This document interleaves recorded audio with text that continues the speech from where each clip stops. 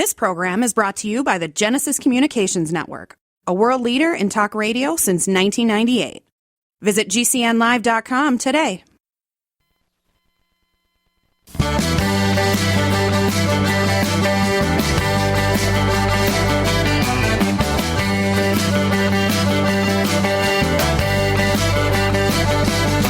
Broadcasting and streaming live all across America. This is Home Talk USA with Michael King, where we will discuss topics pertaining to your home with industry-leading experts. Michael King is a licensed general contractor with more than 30 years of experience in home improvements and the author of Contracting with the King. Join us this hour for our segment Invent America with your co-host, the inventor lady, Rita Crompton. Discover what's next in the home improvement industry and explore new products and innovations. Or if you have that next great big idea, learn what it takes to bring your invention to the world as Michael King and Rita Crompton talk to America's inventors and innovators. Remember, the America of tomorrow is being invented today.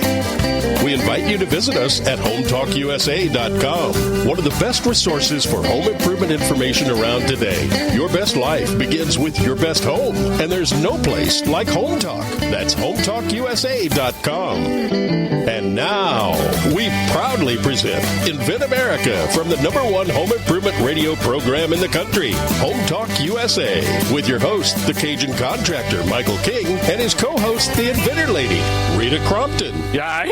That's right. Welcome all of you to episode 1069 and counting. This is Home Talk USA. And along with my co-host, my sidekick, the invent lady herself, Miss Rita Crompton, we want to welcome you to the Invent America show, which is part of the Home Talk USA radio family. Don't forget, we are streaming live all across America at GCNlive.com. And now I'd like to welcome my co-host, the inventor lady herself, Miss Rita Crompton. Rita, it's getting close to the trade show, girl. I know. We are counting days now instead of weeks, and we are filling those last spots. ASD has been wonderful to work with. We are so glad to have them as a sponsor for the show, for the radio show. And, heavens, we have got so many different products, new products that are going to the show, and they were wonderful about talking about how this show is good for new products. They said, the buyers that are coming from all these different chains, they want new products. They already know the old products. They want to see what's new. And so the, Invent America booth that has got all these new products, and everybody gets to vote on the product that is their favorite new product. Wow. And we'll be giving out the Innovation Awards, so we are excited about that. Well, I'll tell you, I call it $5 stocks, and I can't wait to go out there and look at all these $5 stocks. And one day, I hope that one of these $5 stocks becomes like Microsoft. You know what I mean? But yeah. Absolutely. Well, and that's a good lead in for our topic today, because every product out there has got a shelf life. And, it's like when you go and buy lettuce at the grocery store, it doesn't last forever. And products don't either. And inventors don't always understand that certain products just have a short lifespan and other products have an incredible lifespan. That's right. Look at a shovel. Look at a hammer. Exactly. Those patents that are done on tools have the longest lifespan. Yeah. But, look at the Barbie doll. Who would have thought? Yep. But product life is so important, and there's a lot of decisions that have to be made. There's nothing wrong with new and improved. And if you have a technology, and you should always try to see how you can maximize its product life or efficiency is what I'm trying to say also. Because at the end of the day, you want to continue to make it better, and you want to continue to use technology in your products. You follow me? Absolutely. And the thing for inventors to keep in mind is that anything with software actually has a shorter lifespan, because the technology is changing so fast. And if you've got a new app, for instance, it's old by the time you would even think of filing a patent. It's, it can be outdated by the time you even get it to the marketplace. But now if you've got hardware to go with it, I've got a lady today, she's going to go to the show with us. She's got this little tiny product that, holy cow, every mother in America is going to want one. And it's using an app that's kind of old, but it's got hardware with it now. And so it makes it really, really cool. Well, I need to tell you, Rita, the hour before this show, my guest was Rufus the robot. Actually, Rufus the robot. We had a robot. That's right, AI robot that actually installs roofs. A robot roofer. How you like that? So it gets to what what we're talking about in this hour, that Rufus is going to be unveiled in May, and it had to start with AI. It had to start with software. It had to start with the planning stages, and that's what we go out and do. And I'm excited, but product life is so important. It can mean also the success or failure of your investment, or your company, because it depends what you're developing. So you need to know the rules before you play the game, right, Rita? Absolutely. And different industries, when the inventor is looking too specifically at their initial industry concept and don't realize how it can cross over industries, you can actually limit your ability to sell by being too narrow and too focused. So my job is to say, what about this? What about this? Did you think about using it over here? And they go, oh my God, now I need to, rethink, my reach on different products. And that can extend their product life when they've got a bigger reach. You start one way and you end up another way, and then your product becomes multi-purpose, multifaceted, or it started doing this, but it can do this. You never know where it might lead you. And that's the fun about this business and fun about technology. As I say in life, it's not where you start, it's where you finish. Exactly. It's not necessarily how high you get on the mountain, it's how far you climbed on the mountain to get where you want to go. Get to the top. That's right, Rita. But well, I was just going to say, the gentleman who invented the ability to refuel a plane while it was in air, and they told him, it's like, don't limit it to just airplanes, and now his technology is being used to pass any kind of liquid in outer space to another, from one space station to another. So you don't want to limit yourself by thinking too narrowly. But the other thing is that you can expand the lifespan of your product by paying attention as new technology comes along. So you may file something additional on the way your product works, but you've got to pay attention. Sometimes it's a matter of looking at, okay, we've got this thing, but here's a new way of a new tool to make it. And so now the intellectual property is on the tool or the machinery to make the given product, because they can make it better or cheaper. So you've always got to keep your eyes open. You've always got to keep looking at what are the options out there. Well, and that's where the trade shows also are very, and like I say, an asset, because when you get there, you have all these other products and technology, and it pays to walk the floor and see somebody you might be able to partner up with, or maybe some other product can be a condiment to your product. You never know till you see it, Absolutely. And I always tell inventors, it's like, don't go by yourself to a show, because you've got to be able to work the floor as much as you work your booth. Which means if you're not walking the aisles and looking at what else is out there, you don't know where you can partner up. You don't know somebody that might be able to be a reseller for your product. You don't know what that competition is doing. And so you have to pay attention. I know you're going to have Michael Miller at the end of the hour. I'm excited to talk to him, because he always brings some great insight to the show, He does, and he's been doing this for as long as you and I have been doing it, as far as getting. So he has seen products come and go. Yeah, one-trick ponies, I call them, Yes, absolutely. But, hey, all right, we're going to take a short break. There's the music. That's right. This is the Invent America show, part of Home Talk USA. When we come back off a break, we're going to have a whole bunch of guests. So if you are an inventor, or if you're an entrepreneur, or you're thinking about having that next great idea, this is the show you want to listen to right here on the Genesis Communication Radio Network at GCNlive.com. Me and Rita's going to be right back. The Inventilator and the Cajun Contractor. What a combo. It's like a Big Mac. What about a combo? Right. Throw some fries, throw a milkshake in there, and you got that great combo. You betcha. I think I'm in a goofy mood today. I don't know. I'm goofy. I love it when we get ready to hit that road. Get out of the studio. All right, we can take a short break. We're going to be right back. Stay tuned right here on the GCN Radio Network. Yay! We'll be right back.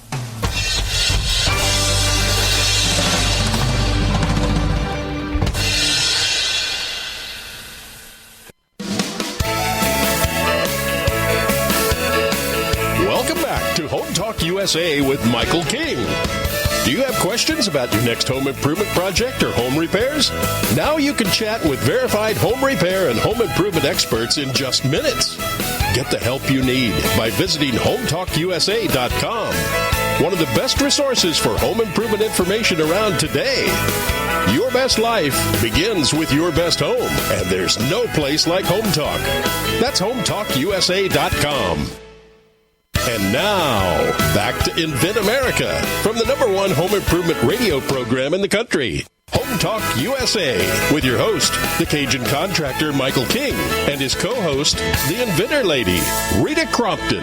Don't forget that the Invent America show airs 4 o'clock Central Time every Saturday here on the Genesis Communication Radio Network. And make sure, if the Invent America show is not in your radio area, you get on that phone and you call your radio station and find out why, and then contact the Genesis Communication Radio Network, GCN. All right, Rita, who's our first guest? Our first guest today is Hannu Reiman. He is a Flemish entrepreneur and started working with faucets in 1998, but then moved into that home safety and like fire blankets and that kind of thing. So he's been doing this for a long time, and he's got a new product out there called Flamenator. And Hannu, thank you so much for being with us today. If I said that incorrectly, please let us know what is the exact pronunciation and tell us about it. Hey, how are you guys doing? And thanks for being in the show. You pronounce it well. It's Hannu, and the product is called Flamenator. Flamenator is a simple cooking fire suppressor. It's a very easy to use, and it's fast and it's safe way to extinguish cooking fires without a big mess, and then everything can happen in seconds. Because the biggest problem in cooking fires are that they are almost every cooking fires are unattended, and in 3 minutes there's already a 600 decrease in your kitchen. So it's going to be a problem if you can't act fast. It was, I saw your video when I was able to talk to you and visit with you and watch the video at the same time. And I want to make sure everybody understands the spelling of your product. It's Flamenator.com. And you can go and see exactly what Hannu is talking about. A kitchen fire is so incredibly dangerous. When that grease flares up, when it splatters all over the place, the traditional now fire extinguisher just blows it up. It just blows it against the wall and all over the counter. Correct. But the Flamenator stops it. It stops it right there, and it worked amazingly. Every kitchen, you shouldn't be able to build a kitchen without putting a Flamenator in it. That's how impressive your product was. So you're selling product, right? We go yes and no. We kind of start a new launch because unfortunately I can't tell you more about our new product because it's under patent process right now. But we are patented. We have already done a new product, which is with Flamenator. So we are planning to launch it soon with Flamenator together. Okay. So and that's the status right now. That goes into our next question then, because now you've been paying attention to technology and how it can impact as you went on now to another generation. So have you seen any technology that impacts the life expectancy of your product, and how did you then deal with that? The answer is yes and no. If I answer first no, it's because Flamenator is very simple and easy product. So it's very hard to copy that or make it any kind of like better and workable as it is already. But yes, if I answer yes, it's our own new future product, which is, I believe that even extends already the long life circle of Flamenator. So are then you going to let the Flamenator go, kind of just expire and go on with a new product, or do the products have a life side by side?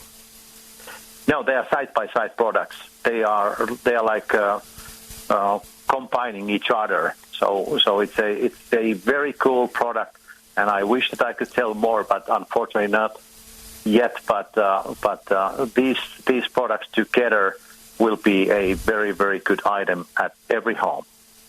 Wonderful. Well, and that's one of the ways that people extend the life expectancy of one product, is to then develop and build alongside of it kind of that next generation of the product, so that they're working together, but you're expanding now the usage and making it safer. All right, in the kitchen or, in a different industry, you've got now, a matching piece, a partner piece to an existing piece of technology. It's going to be a partner piece. It's going to be, let's put it this way, that with this device, we know when there's a cooking fire. Let's put it this way. And so then we have a indicator and we have a suppressor together. Okay, excellent. So what's your plan then? Where do you want to get to, Hannu?